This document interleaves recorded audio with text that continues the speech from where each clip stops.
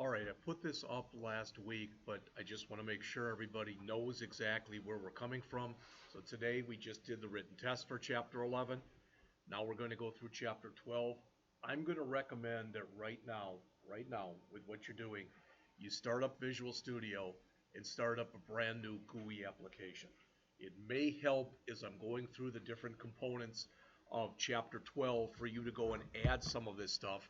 I'm just going to make a real simple app that's not going to do really anything other than to demonstrate some of these different components. Again, you might find that that helps you. All right.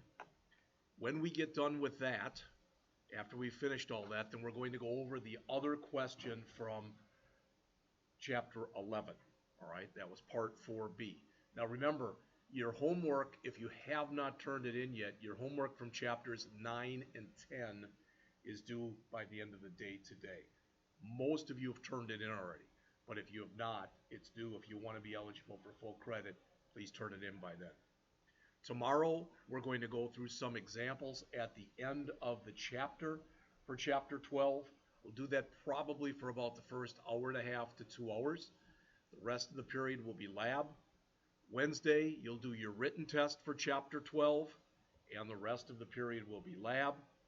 Thursday is going to be lab all period. So if you are at all behind on the homework, please, attempt to get them done at that time. Friday, when you get in here, remember we're going to have 33 students from Lewis and Clark. I'm sure it's going to be a little bit frazzled, for lack of better words. And you were all good enough to say that you allow the students to use your machines for the day. So again, we're going to be setting up 2 more tables. I'm going to give all of you on Thursday hard copies of everything that I'm going over. And I'm going to, talk a little bit about the program for maybe 5 or 10 minutes. We're going to immediately go in and start to write the Magic 8-Ball app in C#. But I'm going to take it very slow. If there's any time left at the end of that, we'll also go through and we'll look at the writing that simple website. Regardless, you will get a hard copy of all of the stuff. All right? So that's the plan for the week. Any questions on that? Yeah, we'll talk about it after a while. Okay, so the other thing that I wanted to mention to you, and kind of funny that Shannon's here, but I have written my own course evaluation, and you guys did one like this last semester, but I like you taking it, not just the one that she gives at the end of the semester, but a mid-semester, so I know if you've got any problems with anything. I revamped it. It's not quite as intricate as it was before, but I just want you to literally put a number 1 through 5 in here. 1 meaning that you totally disagree, and 5 meaning that you totally agree. As always, just be honest. And there are 3 other questions. What parts of the course were most helpful? Please be specific. How could the course be improved? Please be specific. And suggestions for the instructor. So I'll put that online. In fact, I'll probably email it to you when you take your first break. And then I'm going to give you time at the end of class today where I'm going to step out for about 15 minutes. All right, now I'll try, if I can find an envelope, I'll bring it in here, and I just ask that you print them out. Okay? All right. They're not coded or anything like that. So again, as always, I'd like you to be really honest. All right, it's the only way that we can all get better.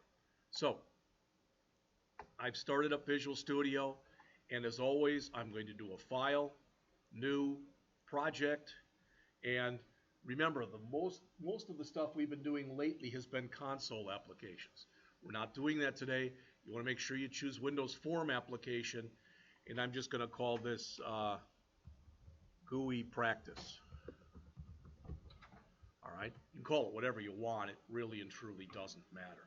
But remember that when we are actually doing a GUI, that we get this. So we get our form up here. I'm not going to be real concerned with making sure everything has got all these fancy names and everything else on it. Rather, my goal is to sit here and go over some of the major stuff that's in this chapter. So I'm going to bounce back and forth between what's here, all right, and what's in your book as we go on. I'm going to stretch that out, and I want to make sure that I also show my toolbox.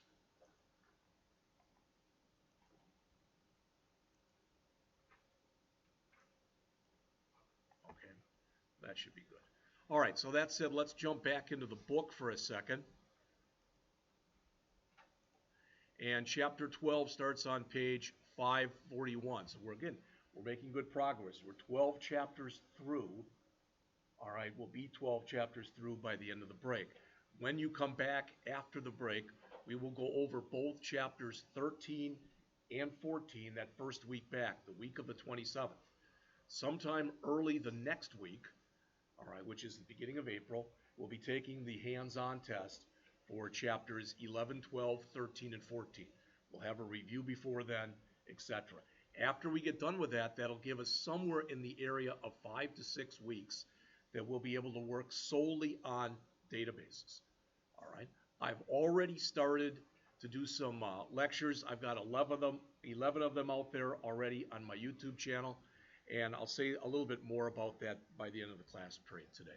So, again, I don't want to read to you, but this chapter is all about controls. All right? And you have been working with controls since day one. You remember the first day we had class in here, we created a really simple little application where we put 3 buttons on the screen. All right, we had one that said red, one that said white, and one that said blue. And when we ran it, we put one line of code behind each one of those. When we clicked the red button, our background color of our form became red. The white button, the background color of our form became white. The blue button, the background color of the form became blue. And it's interesting because the first 2 questions, the first 2 programs they ask you to do at the end of the chapter are those. All right? But you've already done things like that. I mean, they ask you to make the background have one that's called a button called day and a button called night. And if you click the day button, it gets yellow to simulate the sun. And if you click the night button, it gets dark blue to simulate night. All right? Okay. Now, we've also looked at this before. We've looked at the controls font property. But if you look up on your screen right here, I'm just going to grab, and it doesn't really matter what control I grab. But just for the one that we've been using a lot, I'm going to just grab a label right there. So there's my label. All right?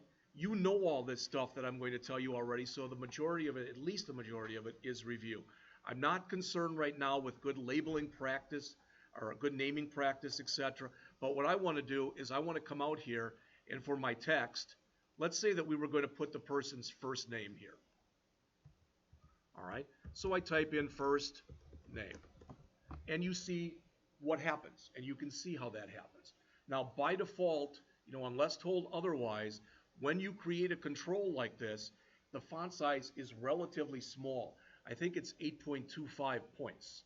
And if you look up on the screen here, because you've done this before, if we go to where it says font, and we click the down arrow, now you see all the different font properties that exist. All right? And it says by default, it's a sans serif font. That's 8.25 points. If I click the ellipsis, I can go over here and change it to any font I want. All right. Now, it always depends, because if you are creating a GUI like this, you're probably going to use a different type of font than if you were writing a Word document, for example. All right. When I create Word documents, by and large, I use Arial font 12 point. All right. That may be too big. So, I could go into Arial. There's an Arial here. So I could go to Arial, and I could choose 12 point just the same way and click OK. And you can see how it adjusted the size. You also know this because we talked about this before, that if I go over to where it says bold and either double click on it or click the down arrow and choose true, boom. So that's all that stuff should be really familiar to you. The reason I'm bringing it up is the chapter brings it up. But I chose to show it to you earlier because I think that you were at the point in your programmatic careers where you could make applications that were more professional looking. All right? So create a form that contains link labels. So let's take a look at that. Let's try to find, you looked at labels before, but I'm just pulling out here a link label. Is that pretty obvious what that thing does? It is a label, but it is a hyperlink. So for example, right now it says link label on it. All right, but if I wanted to, I could go down and I could change the text. All right, for example, to Rankin Technical College. All right, And we'll get through, there's, by default, it's not going to go anywhere. We'll talk about all that stuff in just a couple minutes. But again, and I could also go in if I want to, I could change the font size, etc. All right. Now, quite often, unlike in an HTML document, quite often when you have a link label like this, you keep the underline. Why do you think you might keep the underline for something like that, as opposed to in an HTML document? What? What was the question? Why, if you've got something like this, why would you keep the underline as opposed to getting rid of it? Yeah, you want it to show up. Because typically what you're saying in an application is, I want you to click this. All right? And you want it to be obvious. It doesn't mean that you can't remove the underline. It just means that by and large, you don't remove the underline. All right? All right. Set of controls. Font, link labels, adding color to a form. Do we have to spend a lot of time on that? I don't think so. The only thing I do want to mention, sometimes people don't realize this. Again, if I click the form here, you're used to doing this because we've done this really since day one. We've gone down to back color, we've clicked here, we've clicked the ellipsis, and we've clicked custom. There are a couple of other selections that are there. If you want, you can choose web, and you can see you get a much less or a much more limited color scope. But the reason that you might want to choose web is these are kind of consistent colors that you would see in a web interface. All right. There's also system colors. But again, as you look in here, there's blues and grays and whites. So if you want to choose something to make this colorful, you'll always want to choose the custom one. All right. And I think, again, most of that stuff goes without saying. So I click over here, boom, you immediately see the change reflected. All right. And you'll notice that it sets them up here, and it sets them up as hex values. I'm sorry, it really is integer values. You can actually put a hex value there if you want to. All right, so if you've ever done this before, if you want to use some color and you're not sure where it is in here, or you don't like the colors that they have, you can always go out online and say hex code for something. All right, and it'll give you the hex code, and you can paste that in as well. All right. Now, the newer stuff, first thing that's in here when you look, it says add a checkbox and radio button objects to a form. There are a lot of similarities between checkboxes and radio buttons, but there's also differences. All right, let's start with the radio button. So I'm going to put a couple of them out here. Normally, when you create a radio button, you're best off putting them into what's called a group box. Did you hear what I said? So I'm going to grab a group box right here, and I'm going to drag it out and just put it right there. Okay, I just put that there. Now I'm going to come in and I'm going to grab a couple radio buttons. So I'm going to take one and I'm going to put it here, and I'll take another one and I'll put it right there.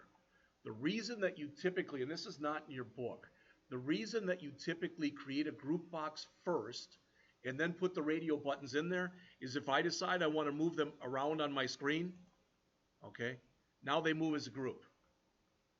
All right, it doesn't work nearly as flawlessly if you create the radio buttons and then draw the group box and try to throw them in there. All right, so what I just showed you is much easier. Now, if I come in here and I've got radio button, I mean, just kind of a standard one to put in here. So let's put in here, I'll make this radio button female.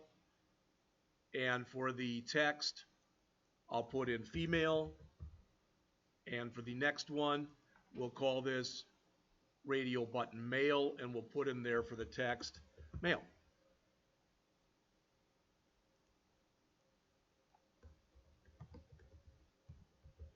All right. Again, it should be pretty obvious what those are doing. But the idea behind radio buttons is radio buttons allow you to work with what are called mutually exclusive options. All right? Most of you, if not, actually, I guess all of you, yeah, all of you, even you back there, you're all too young to remember this, but back in the day when it was AM radio in your car and that's all you had the old-fashioned push-button radio. And you could only push in a station at a time. If you pushed in two of them, you typically went right between them, and you probably got static. But the idea is you could only push one radio button at a time. It's the same kind of an idea right here. But I want to show you something that, again, is not really discussed in the book. If I go and run this program now, you'll notice once it comes up that neither of these are selected. But as soon as I select one, only one can be selected. And after I select one, all right, after I select one, one is always selected. Does that make sense? All right. Now I can turn that off if I want to. The other thing that I can do is I can come in here and I can say, let's say, for example, for female. Notice there's a thing in there that says checked and it's set to false. And there's one for male and checked is set to false. Well, let's take female and instead of having it false, let's set it to true. Notice how it gets this right away. You always, when you do this, you want to make it as simple as possible for the user. Okay? And what I mean is this. Let's suppose, and I'm sure you've all taken surveys and stuff like this. I'm going to add another radio button here. All right, and I'm going to say for the text, prefer not to answer. All right. The reason that I showed you that is when you set that up, you should always try to make your radio buttons, set it up so that typically the one on top is the one that's going to most likely be chosen. All right, and chances are pretty good that this prefer not to answer would probably be the one that would be chosen least often. Most people don't have a problem, specifying a gender. I can make this simpler too. Again, I would rename all this stuff, but for the group box, I can come up here, and the group box actually has text. So I can put in here gender, which again, makes it all a little easier to work with. All right? But you'll notice that since I chose checked right here, now one of these is always checked, even from the time right here when I start the program. Now you can set that checked option either manually in your design window like we just did, or you can set it in code. You can do it either way. Any questions on that? So those are mutually exclusive. Only one can be chosen. On the other hand, if I come in here and I do this, I'm going to add another group box here. All right? And in that group box, I'm going to put in 3 different checkboxes. You've seen what I'm about to do. You've seen this. You probably have done this before. But I'm just going to grab 3 of them. There's 2. There's 3. All right?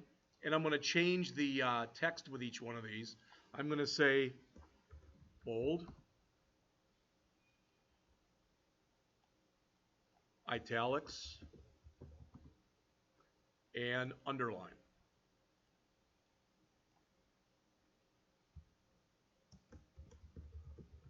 Now, it used to be when you worked on Word or something like that, when you did this kind of thing, okay, you would come up and you'd get a dialog box that would have those in there. Today, with the sophistication of a product like Word, typically, you see them on a menu or whatever. It's even easier to use than this. But these are non-mutually exclusive options. So for the text here, I'm just going to say something like print options. All right.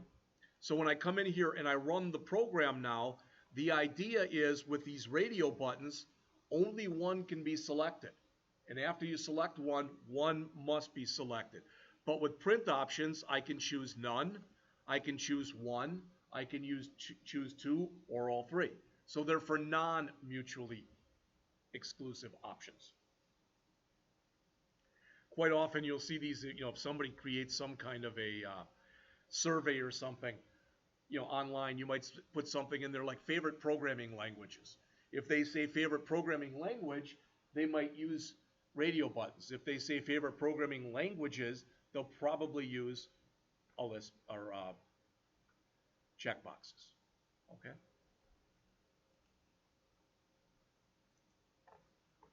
All right.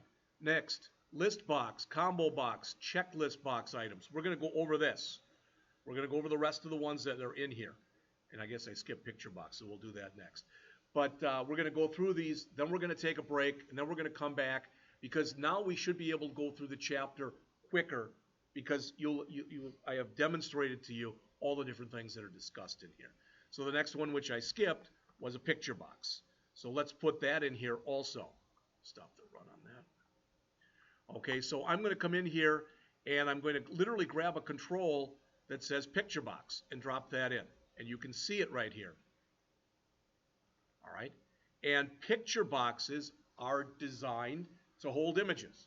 If you look through here, if you please look up on the screen, notice there's an image list, but there is no image control in our actual C# controls. I can go down in here where we've got the different kinds of tools that we have. All right, I can go down and I can find, there is one in here someplace, you'll see this next semester, but these are going to equate next semester when we're working with ASP.NET. They're going to be what are called server controls, not client controls that you're used to working with in HTML. All right, so now I come in here and I have no idea if I have any images up on my system. So let's see, I should have something in here.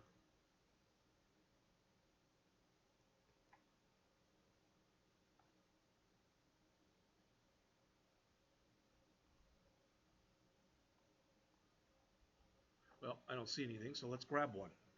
So I'll go out here to Google and just go to, to images, and let's just do this. So let's put in Rankin Technical College logo. There it is. All right, I'll grab this one that's right here. Right mouse click on it, do a save image as, and let's just save it right to the desktop. It's a ping, not that that matters one way or the other, but we'll call it Rankin. So it's rankin.ping. All right. So now when I come back into my program here and I click on here, now if you notice, there's picture box, and if I keep going,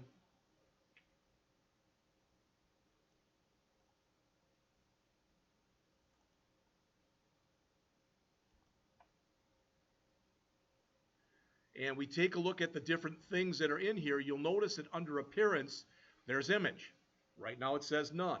If I click on it, I get the ellipses. You've seen this before. All right. Now, I don't really have to, even as I showed you in class, I don't have to create a folder called images and drop that in if I don't want to do that.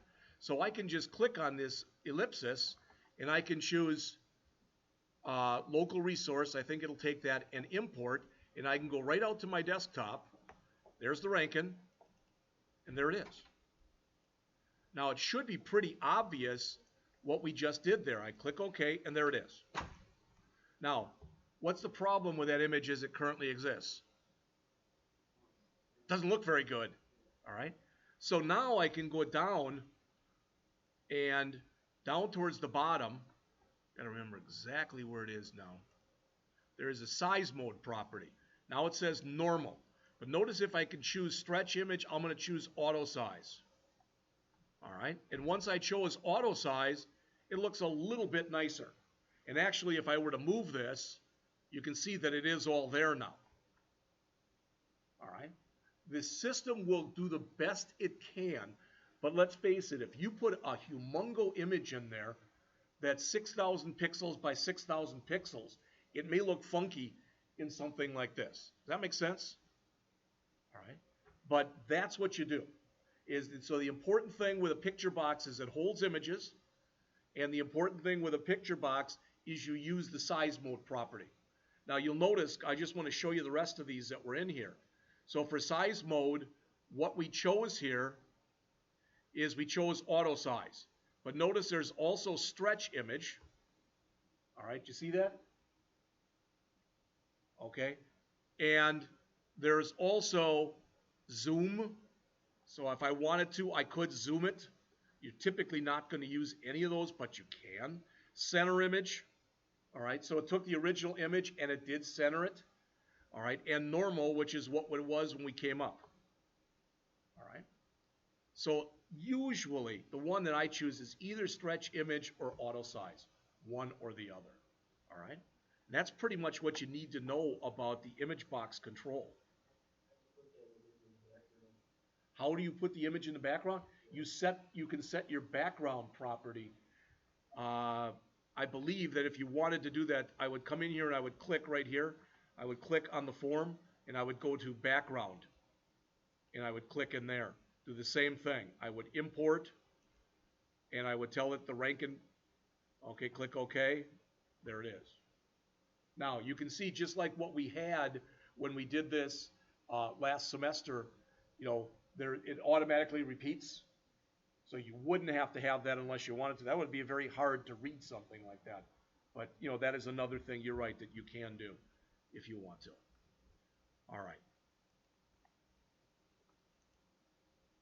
Next, we've got list boxes, combo boxes, checklist boxes. Let's quickly look at those. All right. What I'm going to do is I'm going to remove this. In fact, I'm going to remove most of this stuff that's in here right now.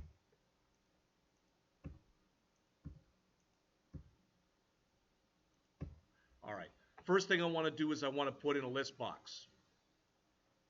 Okay. I did have you do one of these in the earlier chapter when we went through, remember that array program I asked you to throw the array members in there into a list? But there's one thing I do want to show you that you may or may not be aware of. All right? Anybody know what this thing right here is called that's got the little arrow up here? Anybody know what that's called? It actually has a name. What's that?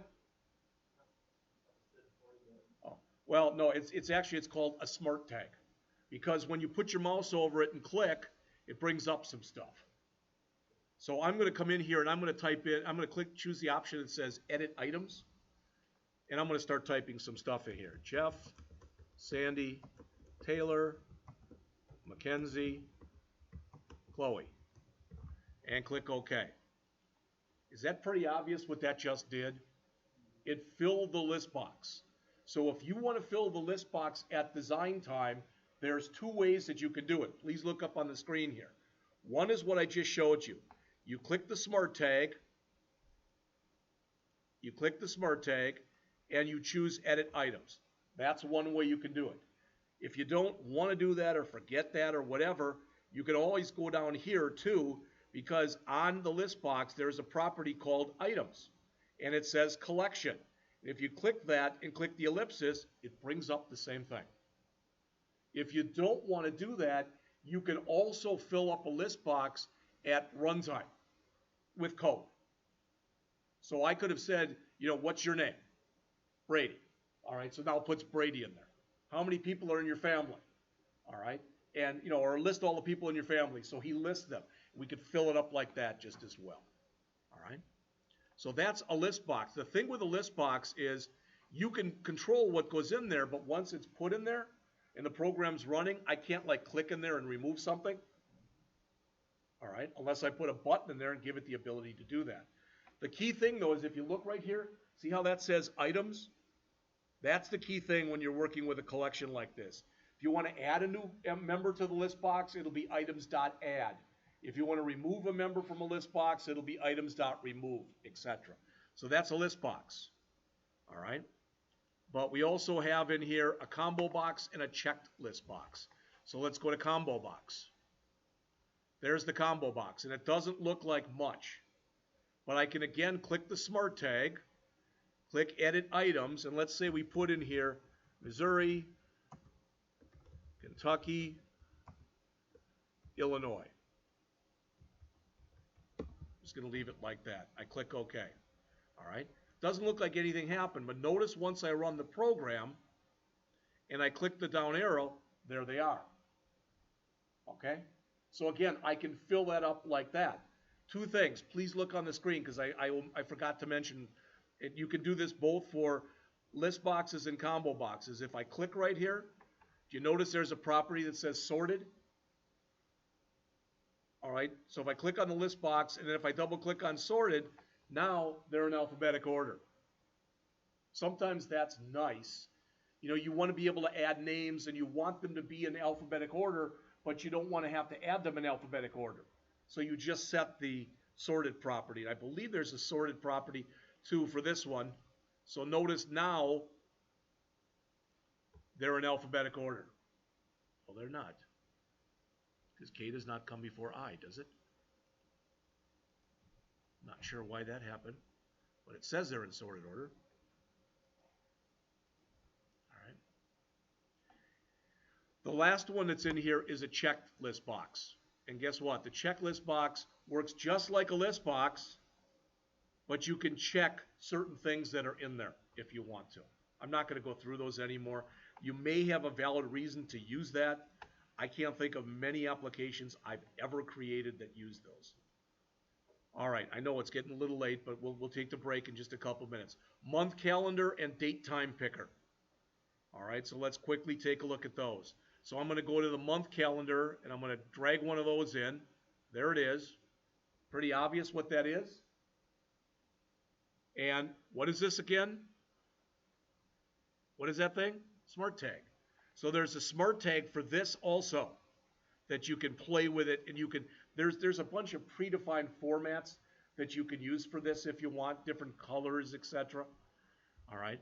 And there's also, going along with this, so there was the month picker, and there's the date time picker.